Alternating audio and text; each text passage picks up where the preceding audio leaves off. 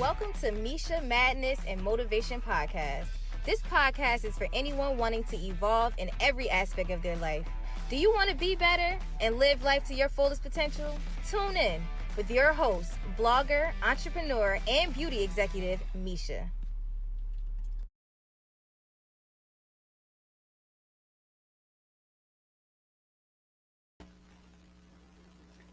Hi, everybody. Welcome back to the podcast. Today, we are going to get into a very spiritual conversation. And I'm really excited because recently, I posted a selfie. I always get a lot of questions, actually. But most recently, someone messaged me on Instagram because I posted a selfie on my stories and I had on some beads that someone made me. My aunt made me. She's in Georgia. And I had actually bought some more beads from a witch shop. That's just the name of the shop. It's called the Witch Shop in Pennsylvania. And she's like, "Oh, I don't know about that." So I've already had a conversation on this podcast about witches and kind of hoping to like get the dialogue started on that. But there's so much more to be talked about and understood. So, of course, I had to go and find someone who, could really talk about this and educate everyone on how this all goes. And everyone's so spiritual now. We'll just use that word. Everyone's very spiritual. So, Kelle Sparta will be joining us. She also is a podcaster, but not only that, she's a healer, psychic, medium. She's able to channel, and her podcast is really popular. So I just want to bring her on. Everyone, welcome her. Hello. Hi. Thank you so much for being here. I'm so glad to be here. So I'm really excited. So I introduced you. You are Kelle Sparta. I am. You have your podcast, Spirit Sherpa. Yep. So how did you get started with that, and what made you decide to launch your podcast? Well, so I launched my podcast for two different reasons. One is that I was getting ready to move from Boston to Virginia, and I was like, I didn't want to start from scratch again. And I was like, I want to expand past Boston and sort of expand my market. And the second reason was that as I was looking, so I've been in the spiritual world for like 45 a lot of your life. years. Yeah. Yes. A long time, right? And what I've noticed over those years is that there's a point that people hit. So they come in looking for the magic pill that's going to fix their lives, right? And they go through this stage of going, well, what about this? And what about that? And what about that? And then they go, and they're always asking, well, does this really work? Right. And then they hit a point where they go, holy crap, this stuff really works. I must tell everyone I know and drag them out to classes with me so they don't think I'm crazy. Right. Right. And so that's the second stage. And then that stage actually gets people lost for 2 to 5 years on average when I watch people go into this process, because it gets stuck in the bright and shiny. Ooh, tarot cards, ooh, crystals, ooh, angels, ooh, whatever, right? Healing and tapping and you name it. It's tarot and right, exactly, right? Yes. And they get lost in the bright and shiny, forgetting that they got into it looking for a solution to their pain. Yes. And instead they're distracting themselves from their pain with all of this bright and shiny stuff, which it all works. I mean, it's the energetics are valid. It's just not necessarily in service to making you feel better, which is why you came in, right? And so the secondary purpose for my podcast was to shorten the distance on that, right? To take that 2 to 5 years and turn it into the amount of time it takes to binge, 5 to 15 episodes, right? Right. And so, that's really what my goal is to make sure that people remember why they came, right? Right. And they're not losing all of this time. It's like, let's get straight to the point. Exactly. Here's why you're here. Yeah. So the first question, what I want to start off with, I want to talk about manifestation. Someone messaged me maybe a year ago at this point, and he's like, Mishia, how do you manifest? And I was so stumped. I'm like, it's such a I didn't even know what to tell them. So what would you say manifestation is? Manifestation is the taking of universal source energy, setting an intention on it, and then living into the reality. Okay, it's very simplest, right? Now, is it more complex than that? Absolutely. Okay, if you've watched The Secret, a lot of people got really pissed off at The Secret because they didn't understand that The Secret was an awareness raiser movie, not a how-to. It did not tell you how, right? So Right. the how is more complex, and so the how is you want to get very clear about what it is that you want. That's step one. And for people, I work with people who come out of challenged childhoods, right, where they felt unsafe a lot, right? And for those of us who come from those environments, we don't do very well at deciding what we want. We're very wishy-washy, loosey-goosey, well, whatever you think or whatever the parent universe wants to give me, I'm going to give it up to God or whatever. And we're not very good at that clarity, and therefore we have a hard time manifesting, right? So you got to really get into clarity about what you want.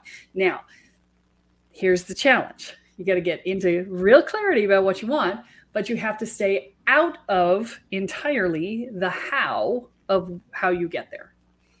Okay, because that's the universe's job, right? And if you try to micromanage it, you're going to shut down the flow. If you say, well, it has to happen this way and this time, then you're shutting down the flow. Every time you try and get into control, you shut down the flow, and you make it harder for the universe to give you what you want. Okay, and then the third step is you have to be willing to receive it when it shows up, which a lot of us suck at, right? Or they're not. I mean, do you believe that people maybe don't recognize that it's there to, for them? Yeah, a lot of the time. Yeah.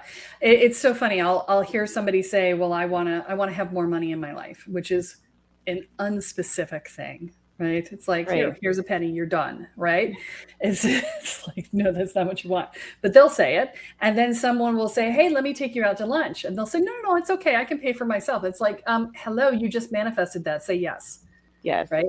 If you don't have to pay for lunch, then you have more money in your life. Right? Seriously. I just had a situation. I went to Tennessee in the beginning of December, and there was a long line. Our flight was late, and we got there early. There was a long line to get food, and I was just wondering if I could just walk up to the bar and order. So I asked. There was 3 men standing there waiting, and me and another guy just wanted to order something quick to go. And he wanted to pay for my food because I was like, I was in front of him and I was fumbling through all of my stuff. And I'm like, I'm going to find it. He's like, no, let me pay for it. I'm like, no, it's fine. And we went back. And I'm like, you know what? Who am I to argue? Like, just accept it. Thank you so much, for buying my food. I was starving. So I can definitely relate to that. I don't know why I wanted to, argue him down about that. But for a lot of us, it comes from a place of we don't want to owe anybody anything. We don't want somebody to have something over us and to have a way to manipulate us later and whatever.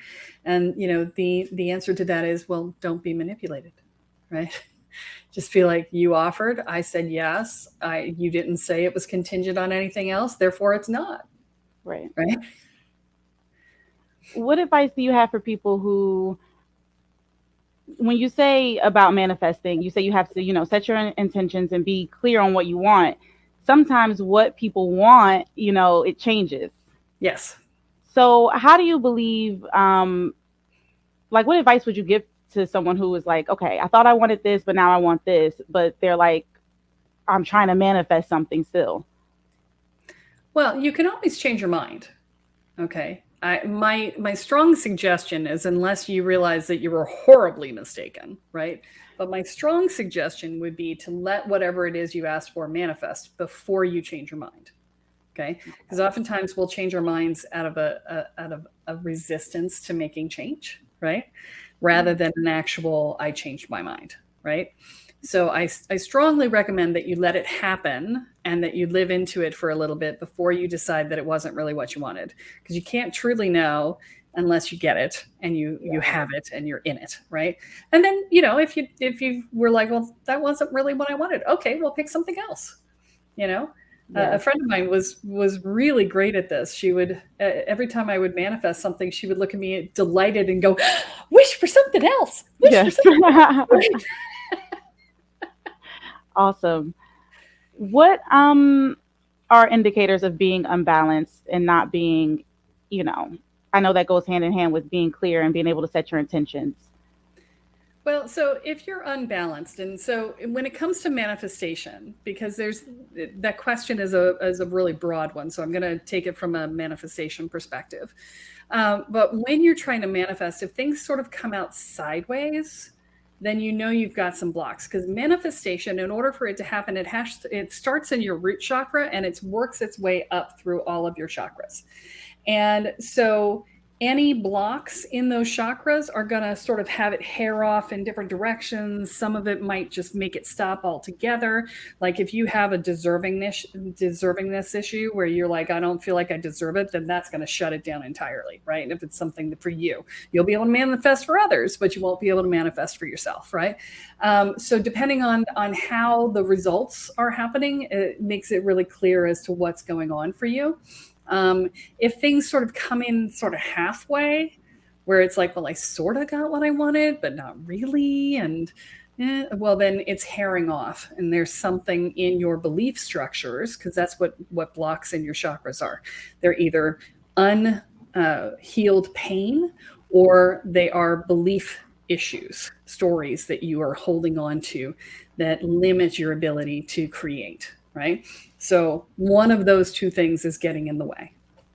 Is there any way for people to pinpoint, okay, it's particularly this chakra, or like would you recommend just balancing all chakras?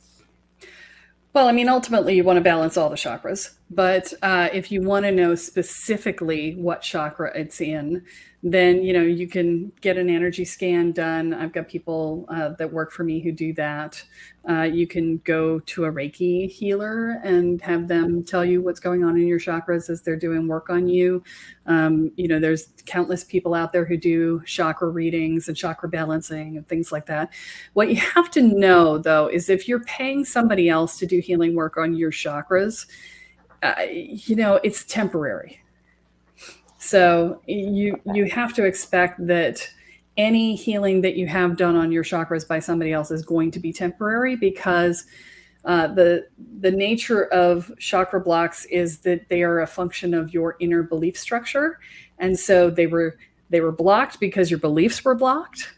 Or because you had unhealed trauma of some kind. And if you didn't heal that trauma on a mental, emotional level while you healed it on an energetic level, then you're still going to have it. And so the energetic block may be removed temporarily, but it will reassert itself because you haven't done the other work associated with it.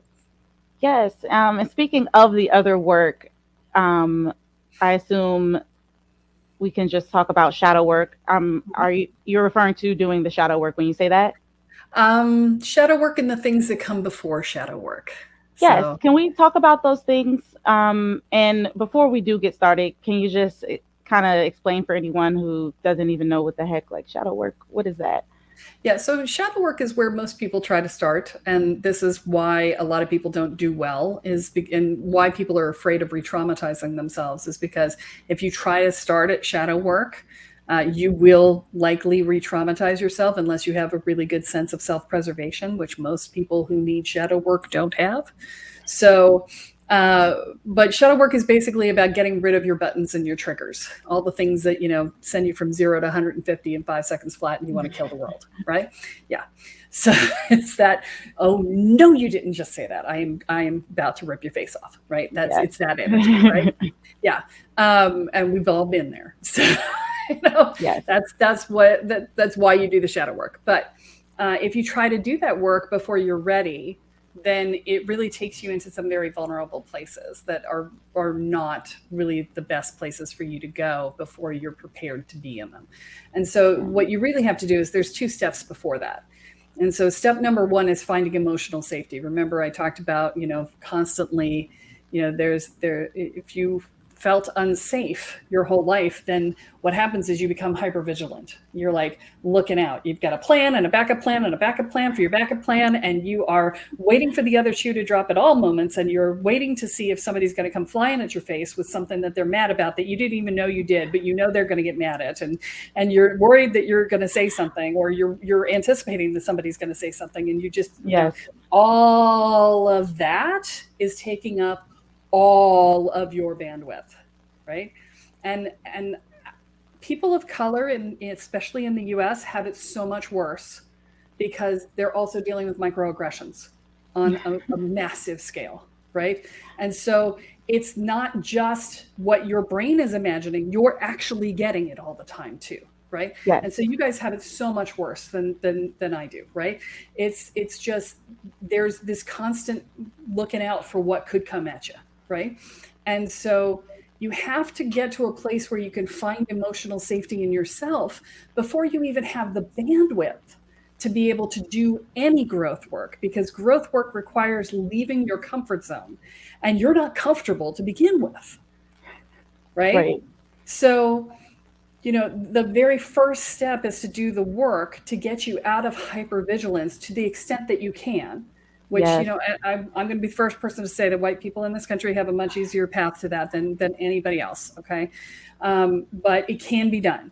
Okay. And I've worked with a bunch of people of color before, and it can be done. Okay. Yes. But the upshot is that you have to get to the point where you're not constantly waiting for things to go to hell in a handbasket, and you can actually start to breathe. And then you have the space to actually begin to change. Okay. So that's step one. Okay.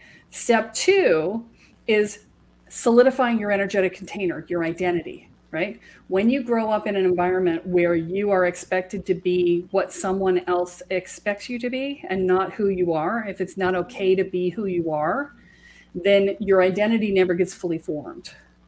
And a good way to know whether or not your identity is fully formed is if you have to make a big decision and you have to build up energy, and then pull the trigger immediately before all the energy flows back out again, right? That says that your identity has cracks and holes in it.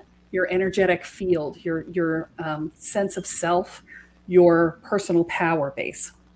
Wow. And so the second step is to solidify that. And that's about claiming your space and setting your boundaries and owning your power and internalizing your sense of value and learning how to love yourself. And I want to be clear, love yourself is not high self-esteem. Love yourself is, I am lovable when I'm doing nothing. Yeah. Right? Which makes most people's brains go, what? Huh? What? I don't know what that means. How can I be valuable if I'm not doing anything, right? But that's what it means, okay? And so when you do those first two steps, so the first step gets you enough bandwidth to actually grow. The second step solidifies your sense of self and your comfort in your own skin, right? It's like, I feel like I'm okay just sitting here. Like somebody else isn't gonna find me not okay. Right? I don't have to work, or even if they do, I don't have to care. Right? And it's that space where you're in a place where you know who you are, then you have the bandwidth and the solidity to begin to do that shadow work that everybody tries to skip to. Right, because the shadow work is gonna bring some things up, Like Absolutely. you said, your trigger, so you need to clear some things out so you can have the space to deal with that. I like the way you broke that down. How would you define spirituality? A lot of people are like, I'm more spiritual versus religious, and I see that a lot. So how would you define spirituality? If we're talking spirituality versus religion, religion is a structure, right? It is a dogma that you buy into, right? Mm-hmm. And spirituality is more fluid, right? It's whatever you define it to be that connects you to a higher power or to your higher self or some combination thereof, right? It's ultimately what gives us purpose, right?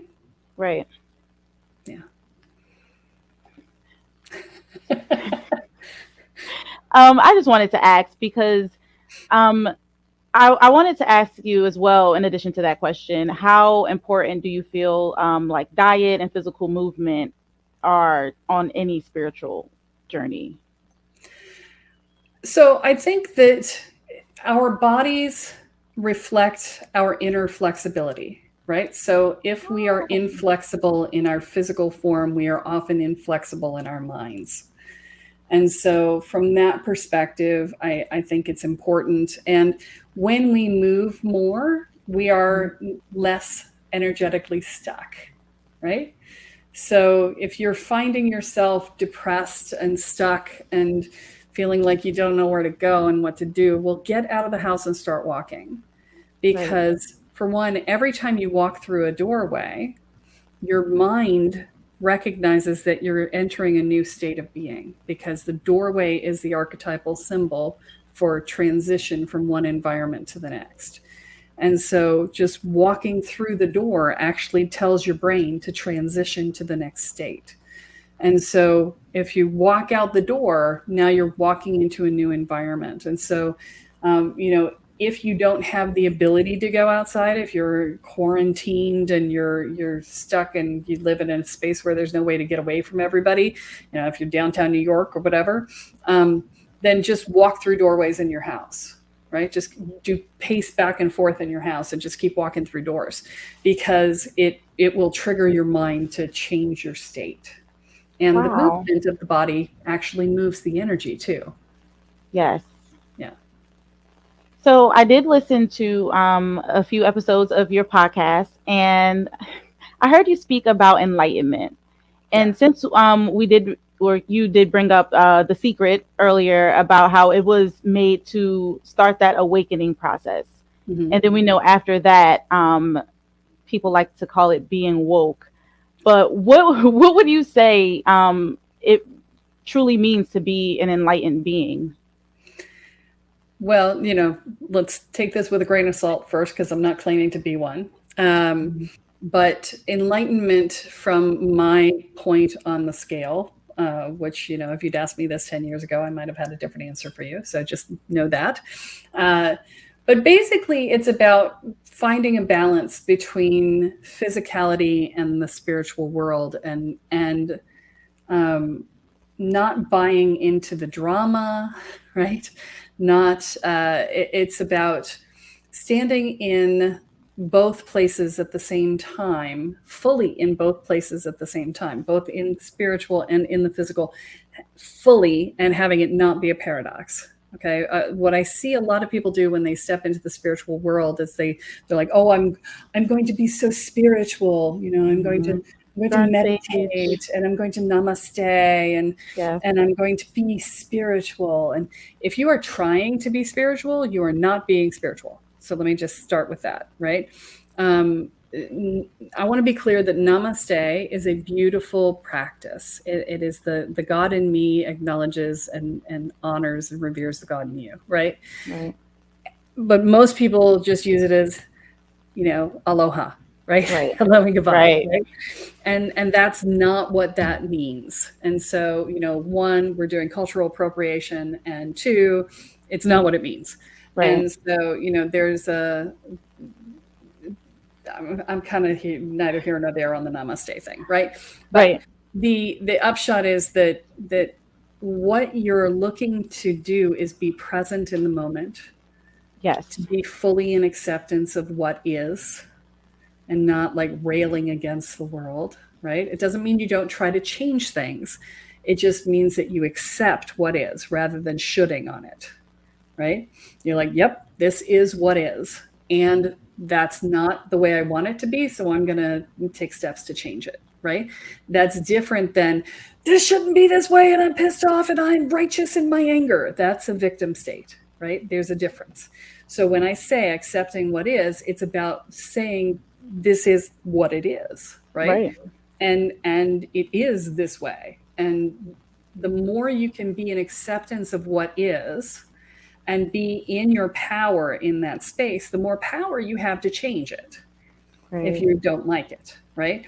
And so being enlightened is very much about standing in your own power, being able to be in acceptance, knowing how to utilize your own energy in the world to influence change or to create change in yourself, and understanding from a bigger perspective. It's a lot of it's about stepping out of duality, us versus them, and standing into a experiential state, right? And because there's also this good and bad, right? It's like this experience was good and that experience was bad.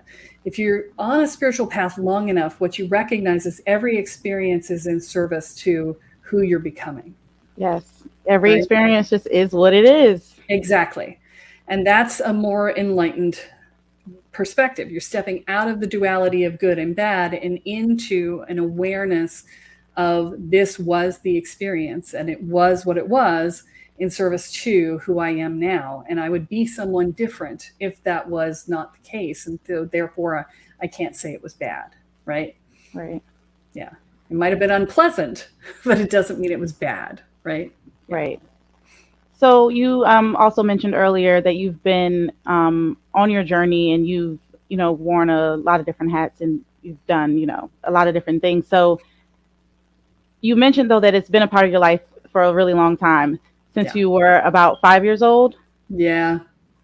Yes. So how was it growing up and having your mother, I guess, did you not really just, I'll let you first just explain how your experience was and then I'll ask the question. Okay. So, well, my mother was always strange because you have to remember that this only became mainstream probably 10, 12 years ago, right? Very new. So this would have been the early 70s, right? And so, yeah, it was way out there. Yes. And my mother started me on this path. And so all the people who were in this were people who were, a lot of them were hippies coming out of the 60s and, the counterculture crew and all of that. And it was very interesting because my mother was not any of those things. My mother was born in the early 40s. She was pre-boomer generation, actually, because boomers started in 45. So she wasn't even part of that. But she was looking for solutions. And the spiritual world was very small, right? Esther Hicks was like a trailblazer, right? Yes. So most of the people who were in the early 70s had learned from the people who came from the OTO and the Golden Dawn and all of the people who were of Aleister Crowley era, right? And Yes. and he came out of the Victorian era stuff where they were doing all the seances and all of that, right? And Yes. so, each generation had their own iteration of this. And so by the time we came into it, it was all about metaphysics, right? It was Alan Watts and, all of that, right? And so it was very much a study of sort of a scientific version of energy work. And so it was very heady. And so, coming through it was an interesting space to be in as a child because it was very heady. And, so thankfully I'm a heady kid. I was a heady kid, but my cousin told me a few years ago, she was 7 years older than me. And she said, "You were a scary kid." And I'm like, really? Why did she say that? What are you talking about? She's like, you would just stare at everyone and not say a word. Observing. She said it was like you were taking in everything I said and did. I was like, well, yeah, I was. And she's like, that was terrifying for an 11-year-old or a 15-year-old. Oh my goodness. I guess they're used to children, just jumping around and playing Right. and such. That was not me. I learned how to meditate early. I was very still. And I was always amongst adults. And so I learned how to behave like an adult from an early age because it was just me and mom. And so because I was wondering, interacting with other children, how was your experience different? And like, what did you experience since it is different? Especially, where did you grow up?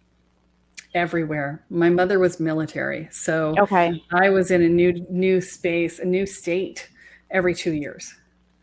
So And do you so I feel was that, always the odd man out. You know? okay, Yeah. did that help with you becoming like more outgoing? Yes. Yeah. Okay. I was incredibly shy as a very young child, but I had to get way over that Yes. because if I didn't have any friends before I moved again. Okay. Yeah. On top of, um, just being a very different child. Now you're like, I feel you. You're like, I'm really the Yeah. odd man out here. Yeah. What do you feel are some characteristics that empaths have? Like, what is an empath? So an empath is someone who feels what other people feel. And that's a very simple definition, but usually it means that you get run over by other people's strong emotions. You're not sure how you feel. If somebody else feels strongly in your space, you're like, well, I think I feel what you feel, until you walk away and you're like, wait, I don't feel that way at all, right? Especially if they find you very attractive and you're like, ooh, very attractive energy. And then you walk away and you're like, wait, why am I attracted to this person? I don't think they're attractive. And you're stuck with their energy, right? You feel uncomfortable in large crowds. You have a hard time breaking up with people because you feel like you're losing a piece of yourself, because you are, because of the way that you hold your energy field and things like that. And so empaths are super sensitive. They feel incredibly deeply. They have big hearts. They wear them on their sleeve, or they front with a mask that says, I'm perfect and you can't bother me at all ever, right? One or the other. And an empath, being an empath is actually a response to trauma. It is a defense mechanism for trauma. And it's a way that we monitor our environment to make sure that we don't get surprised, so that we know if something's going south before it gets there. Right? Oh, okay. Yeah. That's interesting. So you would say that most empaths then have like past and like traumatic past, or like something. Yeah. Yeah. Where I they mean, feel. there are some people who argue with me on that topic, but they say, oh, some people are born empaths. I'm like, sure, they probably had a traumatic past life, because it is a trauma response.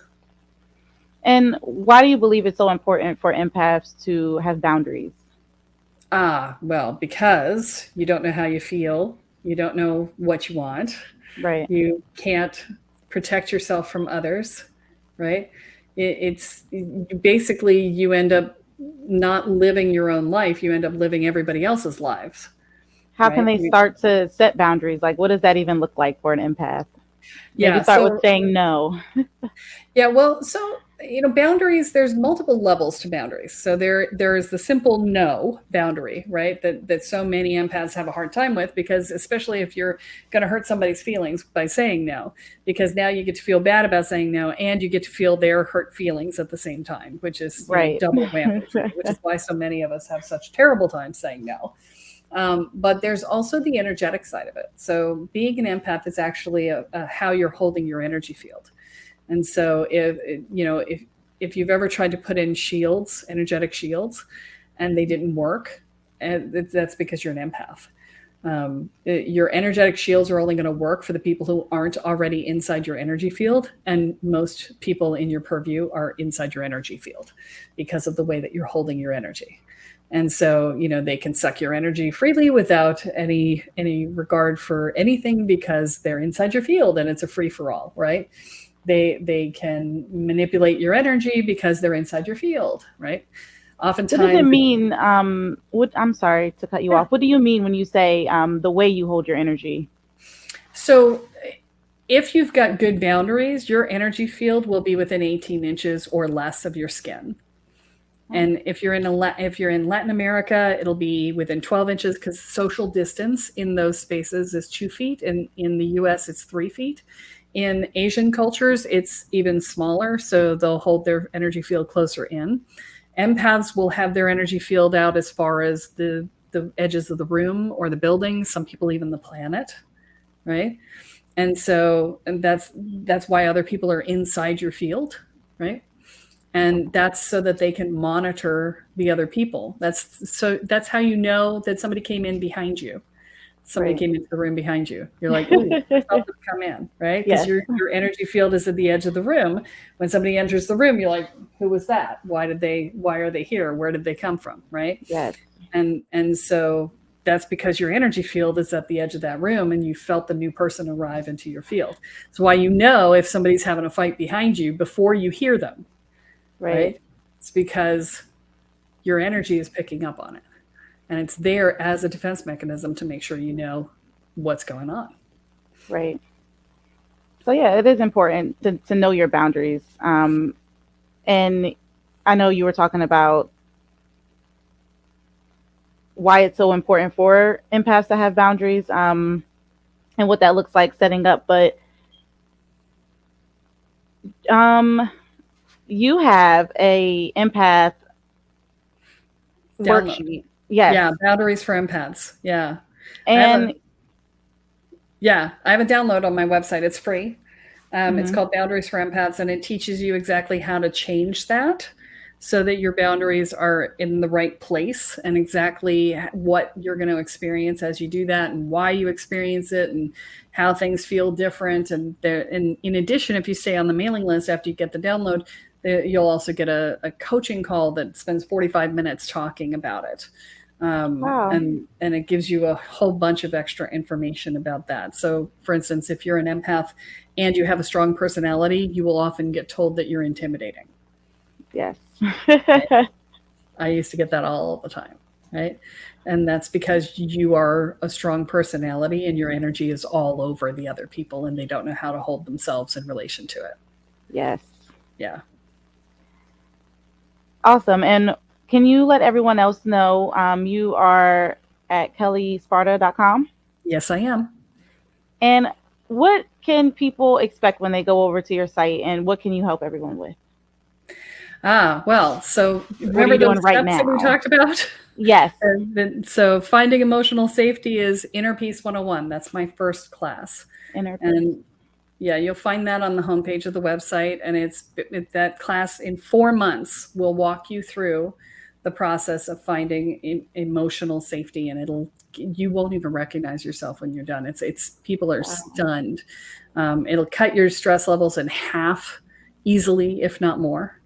It changes the way you see the world, and it completely opens up your energy to be able to move forward in a way that's much more productive. And your one-on-one, is it like by the phone and video, or how? Because I know like we are like kind of COVID. Yes. Yeah, no, I don't do anything in person. I'm in Virginia and my clients are all over the world. So Yes. Everything's done over Zoom. So Awesome. or over the phone, either way. The calls for the program, I don't actually run the first program in my series. It's run by one of my coaches. Okay. And that program is actually run over Zoom, and it's got twice a month coaching calls, and there's a learning platform with a whole bunch of content in it. And it's basically takes you like 15 minutes a day to consume the content.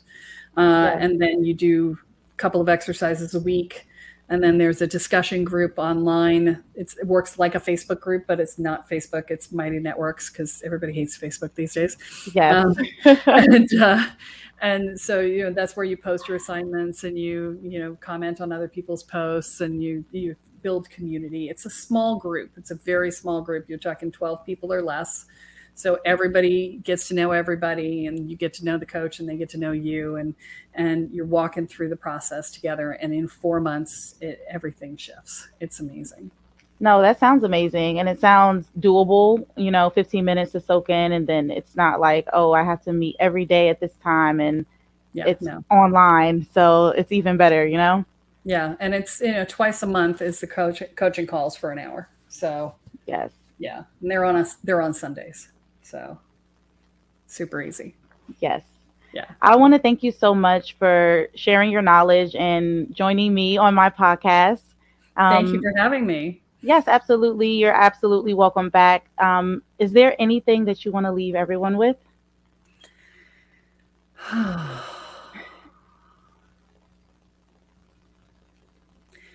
The journey that you're on is one where you're going to feel like you're feeling around in the dark a lot. Okay. Just keep in mind that you don't have to figure out where you're going. All you have to do is open to hear the messages that the universe is giving you and go where you're told, because that's going to be the fastest path. Thank you. That's beautiful. I appreciate you so much, and I hope you enjoy the rest of your day. Thank you. Thank you so Thank you. much.